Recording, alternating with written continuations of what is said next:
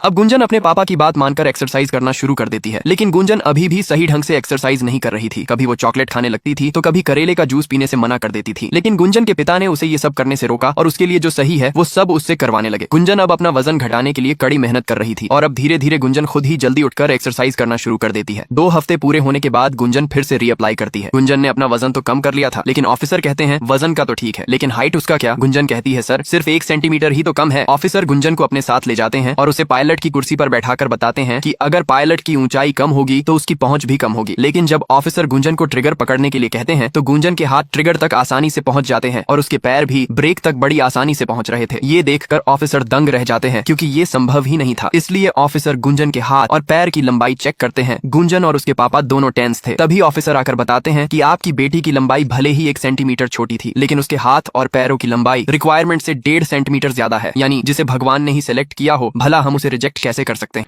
अब गुंजन की ट्रेनिंग शुरू हो जाती है। एयरफोर्स में पायलट बनने से पहले उन्हें आर्मी की तरह ट्रेनिंग दी जाती है ताकि वो सब दुश्मन का डटकर सामना कर सके और अगर कुछ हो जाए तो वो अपने साथियों की मदद भी कर सके। गुंजन जल्द ही हेलीकॉप्टर उड़ाना भी सीख जाती है और कुछ दिन बाद गुंजन की ट्रेनिंग भी पूरी हो जाती है और अब वो एयरफोर्स में पायलट बन जाती है। गुंजन के मम्मी और पापा बहुत खुश थे। गुंजन अपने एयरबेस पर जाने के लिए पैकिंग कर रही थी और वो बहुत एक्साइटेड थी, लेकिन तभी गुंजन का भाई कहता है गुंजन देख, जैसी दुनिया तुझे पापा ने दिखाई है वैसी दुनिया है नहीं। गुंजन का भाई कहता है ये फोटो में क्या दिख रहा है? गुंजन कहती है मेरी बैच के 11 पास आउट। गुंजन का भाई कहता है नहीं, इसमें 10 आदमी है, बाकी तुम समझदार हो। मैं क्या कहना चाहता हूँ, ये एयरफोर्स लड़कियों के लिए नहीं है। गुंजन अपने भाई की बातों पर ध्यान नहीं देती है, लेकिन सच में उसे बड़ी मुश्किलों का सामना करना पड़ेगा। गुंजन की पोस्टिंग उधमपुर एयरबेस पर होती है और पोस्टिंग के पहले वहाँ के जो इंचार्ज ऑफिसर थे वो अब सभी एयरफोर्स के जवानों को कहते हैं आज से सभी अपनी जिप को ऊपर रखना, अपना 6 पैक मत दिखाना और अब से ना गाली गलोच और ना ही दीवारों पर तुम्हारी हुस्न परियों की फोटो लगेगी। सारे जवान कहते हैं हम पर अत्याचार क्यों कर रहे हैं। तभी उन्हें बाहर शोरगुल सुनाई देता है और जब वो बाहर देखने जाते हैं तब उन्हें पता चलता है कि गुंजन मेंस टॉयलेट में घुस गई थी, जिस वजह से हंगामा मचा हुआ था। ऑफिसर सबको बताते हैं यही है वो बड़ा बदलाव, इस एयरबेस की पहली महिला पायलट गुंजन सक्सेना। रिपोर्टिंग के समय सर कहते हैं आते ही हंगामा मचा दिया। गुंजन कहती है इमरजेंसी थी सर, मैंने बहुत जगह ढूंढा लेकिन कहीं पर लेडीज टॉयलेट मिला ही नहीं। सर कहते हैं कहाँ से मिलेगा जब लेडीज टॉयलेट है ही नहीं। गुंजन कहती है क्यों सर? वो कहते हैं क्योंकि ये जगह लड़कियों के लिए बनी ही नहीं है। गुंजन ये सुनकर थोड़ा सा उदास हो जाती है, लेकिन ये पहला साल था जब लड़कियों को भी एयरफोर्स में शामिल करने का सरकार ने आदेश दिया था। इतनी जल्दी ये सारे बदलाव संभव नहीं था, लेकिन गुंजन को एक नई सोच विकसित करने के लिए यहाँ पर बहुत सी परेशानियों का सामना करना पड़ेगा। रास्ते में सर गुंजन को ट्रेनिंग के लिए अगले 10 मिनट में चॉपर के पास पहुंचने के लिए कहते हैं। गुंजन जल्दी से ट्रेनिंग वाले कपड़े लॉकर से निकालती है, लेकिन वहाँ पर कहीं भी कपड़े बदलने के लिए महिलाओं के लिए अलग से व्यवस्था नहीं थी और हर जगह के रूम भरे हुए थे। गुंजन भाग करके कई कमरे चेक करती है, लेकिन कुछ भी नहीं होता और उसे मजबूरी में भागकर अपने रूम में जाकर कपड़े चेंज करने पड़ते हैं, जिसकी वजह से वो लेट हो जाती है और हेलीकॉप्टर उड़ जाता है, जिस वजह से सीनियर ऑफिसर गुंजन पर गुस्सा हो जाते हैं और गुंजन की सारी उड़ानें रद्द करके उसे सजा के रूप में दिन भर एयरबेस के बाहर खड़े रहने की सजा देते हैं। रात को सभी लोग पार्टी कर रहे थे, गुंजन अकेली थी, इसलिए वो भी सभी के पास आ जाती है, लेकिन गुंजन के पास आते ही सभी लोग एक ना एक बहाने बनाकर वहाँ से चले जाते हैं। गुंजन लोगों से दोस्ती करना चाहती थी, लेकिन उसे देखते ही सभी लोग दूर भागने की कोशिश करते थे। चेंज रूम ना होने की वजह से गुंजन रोज लेट हो रही थी और उसकी ट्रेनिंग भी छूटती जा रही थी। इस बात से वो काफी परेशान थी, लेकिन उसे एक आइडिया आता है और वो 2 अलमारियों को खिसकाकर एक तरफ कर देती है और उन पर पर्दे चढ़ा देती है। कुछ लोग गुंजन का मजाक बना रहे थे कि वो अंदर जाके मेकअप थपोक रही होगी, लेकिन जब वो ड्रेस पहनकर बाहर निकलती है तो सभी के होश उड़ जाते हैं। गुंजन काफी समय से ट्रेनिंग ग्राउंड में बैठी थी, लेकिन काफी देर होने के बाद भी कोई भी पायलट नहीं आता है। तभी वहाँ पर सीनियर ऑफिसर आते हैं और कहते हैं आज तुम्हारे पायलट की तबीयत खराब है, इसलिए आज तुम्हारी ट्रेनिंग रद्द है। गुंजन को ये बात पता नहीं थी कि ये सब लोग उसके साथ जानबूझकर ऐसा कर रहे हैं, क्योंकि कमांडिंग ऑफिसर अपने वरिष्ठ अधिकारी से कहता है सर जी आप ये सॉर्टी कैंसिल करा दीजिए। कहीं ऐसा हुआ मैडम डर गई और रोने लगी तो मैं हेलीकॉप्टर को संभालूंगा या मैडम को? सीनियर ऑफिसर उसकी बात मानकर गुंजन को कहता है आज की सॉर्टी कैंसिल है क्योंकि तुम्हारे कमांडिंग ऑफिसर की तबीयत खराब है। गुंजन इस सबसे अनजान थी कि वो लोग उसके साथ जानबूझकर ऐसा कर रहे हैं ताकि उन्हें गुंजन के साथ ना जाना पड़े। जिस भी कमांडिंग ऑफिसर की ड्यूटी गुंजन के साथ लगती वो अपने सीनियर ऑफिसर को ये कहते थे कि वो लोग गुंजन के साथ नहीं जाना चाहते हैं और सीनियर ऑफिसर भी उन लोगों की बात मान जाता था और एक नए बहाने बनाकर गुंजन को कह देते आज की सॉर्टी कैंसिल है। गुंजन थक चुकी थी, जब से वो यहाँ पर आई थी उसे एक भी मिशन पर नहीं ले जाया जाता है। यहाँ पर उसे एक अजनबी की तरह ट्रीट किया जा रहा था, इसे वो धीरे धीरे टूटने लगी थी। कुछ दिन बाद जब सीनियर ऑफिसर सबसे ज्यादा देर तक चॉपर उड़ाने वाले ऑफिसरों के नाम की घोषणा करते हैं तो उस लिस्ट में गुंजन का नाम सबसे नीचे था। ये सुनकर दूसरे बड़े ऑफिसर गुंजन पर गुस्सा हो जाते हैं और गुंजन से पूछते हैं क्या तुम बीमार थी या छुट्टी पर? गुंजन कहती है नहीं सर। ऑफिसर कहते हैं तो तुम इस सूची में सबसे नीचे कैसे हो? गुंजन क्या बताती कि हर रोज कैसे उसकी सॉर्टी कैंसिल करा दी जाती थी। गुंजन कुछ नहीं बोल पाती। ऑफिसर कहते हैं आज पता चल जाएगा तुम यहाँ रहोगी या नहीं। अब वो गुंजन के खुद कमांडिंग ऑफिसर बनकर उसे चॉपर पर ट्रेनिंग के लिए ले जाते हैं। सर कहते हैं वायुसेना में खराब पायलट की जगह नहीं है। गुंजन कहती है सर मैं खराब पायलट नहीं हूँ। ऑफिसर कहते हैं वो तो अभी पता चल जाएगा कि तुम बहाना दे रही थी कि तुम सच में पायलट बनना चाहती हो। अब ऑफिसर गुंजन की परीक्षा लेने के लिए चॉपर चॉपर का इंजन फेल कर देते हैं और सारे कंट्रोल गुंजन को सौंप कर इमरजेंसी लैंडिंग करने के लिए कहते हैं। गुंजन थोड़ा नर्वस थी, लेकिन सर गुंजन को गाइड करते हुए कहते हैं सिर्फ लैंडिंग पर फोकस करो और कुछ नहीं। नीचे चारों तरफ पानी भरा हुआ था। तभी गुंजन को पीछे एक छोटी सी जगह दिखाई देती है। सर कहते हैं कि हमें उसी जगह लैंडिंग करनी है। गुंजन थोड़ा घबराई हुई थी, लेकिन ऑफिसर के इंस्ट्रक्शन और सपोर्ट की वजह से उसमें कॉन्फिडेंट आता है। अब गुंजन चॉपर को नीचे की तरफ ले जाती है और जब चॉपर पानी के पास पहुंचता है तब लैंडिंग के समय गुंजन सही से चॉपर पर कंट्रोल नहीं कर पा रही थी। उसके हाथ थोड़े कांप रहे थे।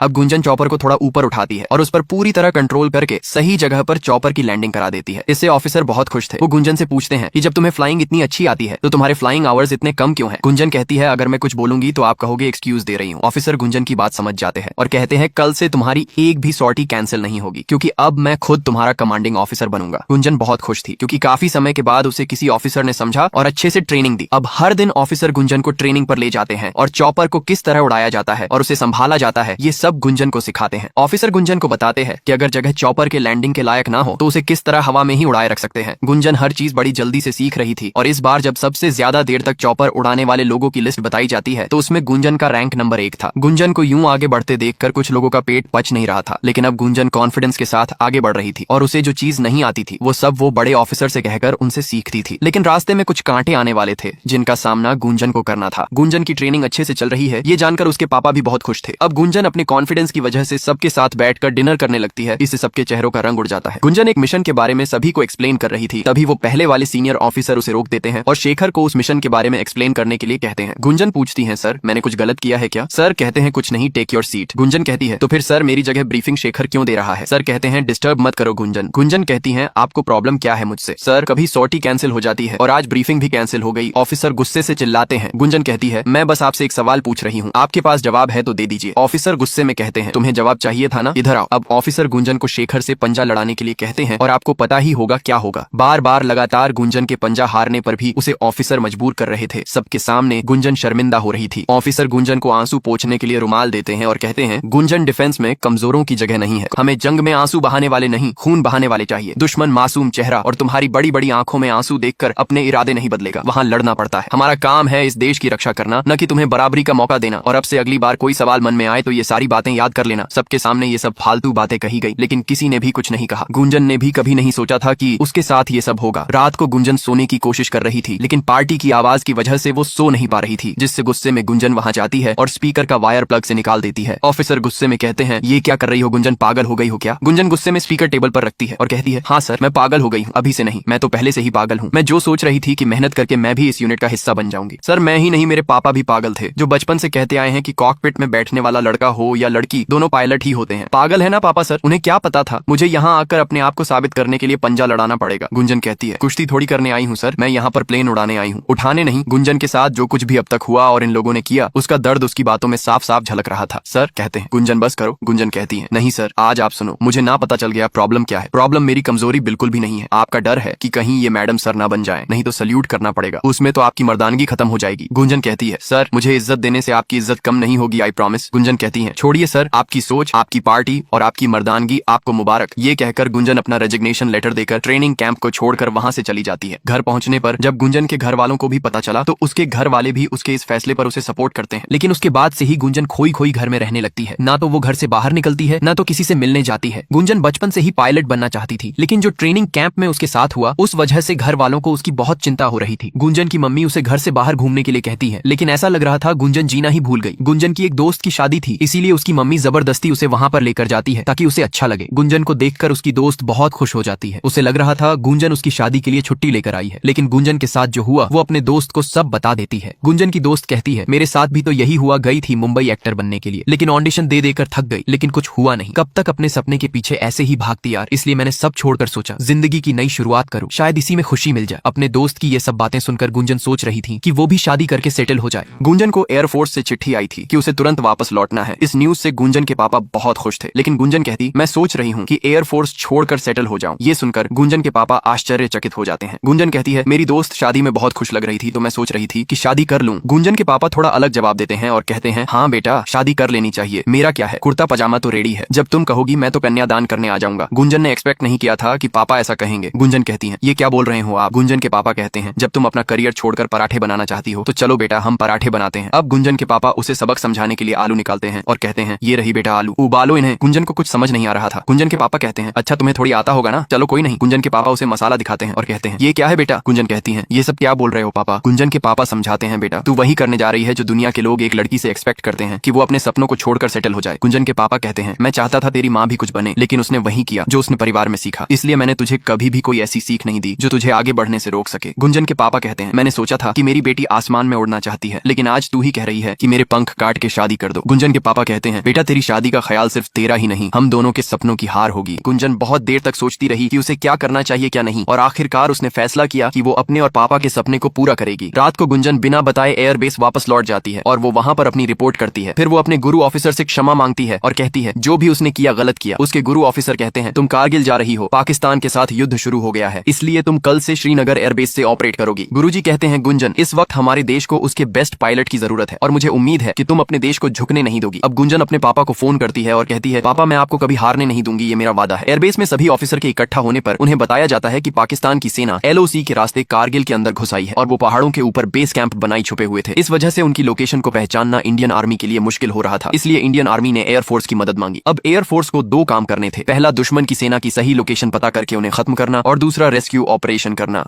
अब दो चॉपर पाकिस्तानी सेना के बेस कैंप पता करने के लिए जाते हैं, जिसमें से एक चॉपर में गुंजन भी थी और जल्द ही उन्हें पाकिस्तान आर्मी के बेस कैंप दिख जाते हैं। गुंजन एयरबेस को उनकी लोकेशन इन्फॉर्म करने वाली थी, लेकिन तभी दूसरे चॉपर पर हमला हो जाता है और वो क्रैश होने लगता है। गुंजन बेस से कनेक्ट करती है और उन्हें सिचुएशन बताती है। सीनियर एयरफोर्स अधिकारी कहते हैं कि वहां पर बहुत खतरा है, इसलिए मजबूरी में गुंजन को वापस लौटना पड़ता है। पूरे देश में ये खबर फैल जाती है कि एयरफोर्स का एक चॉपर दुर्घटनाग्रस्त हो गया और उसके दोनों पायलट्स को पाकिस्तान ने बंदी बना लिया है, लेकिन जो दूसरा चॉपर था वो बच गया। उस चॉपर को एक महिला पायलट चला रही थी। उस बात को न्यूज चैनल में बैठे लोग गरम मसाला बना लेते हैं। उनका मानना था कि पाकिस्तान महिला पायलट को पकड़ लेती तो न जाने क्या करती, और हम नहीं चाहते कि कोई दुश्मन हमारे माँ बेटियों को टॉर्चर करे। क्या देश में मर्द कम पड़ गए थे? न्यूज के प्रेशर के चलते मजबूरी में सीनियर ऑफिसर गुंजन को ऊधमपुर एयरबेस वापस लौट जाने के लिए कहते हैं। गुंजन के भाई भी वहीं पर थे। वो उसे कहते हैं, देख गुंजन, मैं जानता हूँ तुझे बुरा लग रहा है, लेकिन उनके ऊपर प्रेशर है, तू समझ। गुंजन कहती है, मैं यहाँ पर अपनी काबिलियत की वजह से हूँ और मैं यहाँ रहूंगी या नहीं ये मेरी काबिलियत के बेस पर डिसाइड होना चाहिए। अब गुंजन के लिए ये लड़ाई सिर्फ दुश्मनों से नहीं बल्कि कुछ लोगों की सोच के साथ भी थी। गुंजन का भाई उनमें से था जिसे लगता था कि महिलाएं अगर बाहर जाकर कुछ करती हैं तो शायद उन्हें इस पुरुष प्रधान समाज में बहुत सी मुसीबतों का सामना करना पड़ेगा। लेकिन गुंजन कहती है, भैया पहले अपनी सोच बदलो, क्या पता आपको देखकर समाज भी बदल जाए। इंडियन आर्मी की एक टुकड़ी किलो वैली की तरफ बढ़ रहे थे, तभी उन पर अचानक से ऊपर से हमला हो जाता है। पाकिस्तानी सैनिक पहाड़ों के ऊपर छुपकर इंडियन आर्मी पर हमला कर रहे थे, जिससे उस हमले में बहुत से हिंदुस्तानी सैनिक घायल हो जाते हैं। इसलिए उन्हें रेस्क्यू करने के लिए इंडियन आर्मी एयरफोर्स से मदद मांगती है। एयरफोर्स के ऑफिसर जल्दी से हेलीकॉप्टर तैयार करने के लिए कहते हैं, लेकिन तभी उन्हें पता चलता है कि जितने भी पायलट थे वो पहले ही मिशन पर जा चुके हैं। उनके पास अभी भी एक ऑप्शन बचा था और वो थी गुंजन। होक 1 में गुंजन के सीनियर ऑफिसर थे और होक 2 में गुंजन